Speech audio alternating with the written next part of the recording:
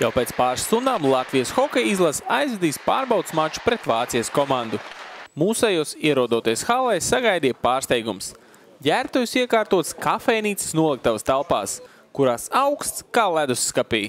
Paši tie apstākļi nav paši labākie, ko mēs varam darīt. Vāciešiem viens tas pats. Viņi uz tās pašas laukuma spēlē kā mēs. Ledus ir sasils un tā kā rips ir melns un tā kā uz priekšu un cīnamies.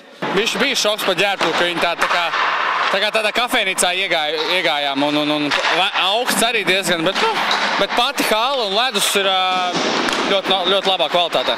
Brīžiem pat komandas apkalpošais personāls nespēja iekļūt ģērbtuvēs, jo durvis vienkārši bija aizslēgušās un nācās meklēt hales darbinieku palīdzību. Ir skaidrs, ka tieši šīs divas pārbaudas spēles dažiem no kandidātiem būs izšķirošas par ceļazīmi uz Sočiem. Spēlētāji, jā, mums, protams, tas sastāvs nav noteikts galējais.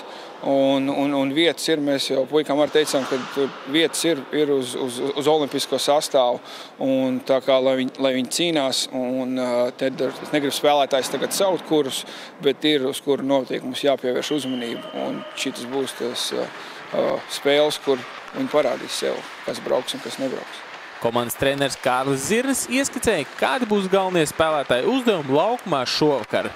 Pirmo, ko mēs skatāmies, lai būtu cīņas spars. Lai visi 60 minūtes, visi 3 periodus puikas kārtīgi nostrādātu. Protams, mums ir savu taktika, ko mēs apkopjam jau. Un, protams, čaļiem ir nocīnīties no sākuma, un tad jau rezultāts būs. Taktika, kāda bija iepriekš, tādu pašu taktiku mēs spēlēsim vienkārši šodien arī no rīta. Pirms iesildīšanās atgādināja mums, kas jādara. Tāda pat taktika, kā vienmēr. Miķels Rēdlis, kuram šobrīd nav tie labākie laiki Lokomotīvu klubā, atzina, ka gribas sev parādīt treneriem no labākās puses. Protams, ka gribās parādīt sev no labākās visiem, un es domāju, visi cīnīsies, un tad jau redzēs, kā būs. Protams, tagad bija 2-3 dienu pauzes, domāju, protams, ka varbūt sākumā būs grūti tā kā sākums, bet tad jau redzēs, kā būs. Paredzams, ka šodien vārtos redzēsim Edgaru Masaiski, un rīt laiku komandas mūrī dalīs Ervīns Muštukovs un Māris Jučers. Vai Toma Kūlena nočieptais suvenīrs reklāmas plakāts halē mūsējiem nesīs veiksmi, redzēsim jau pavisam drīz.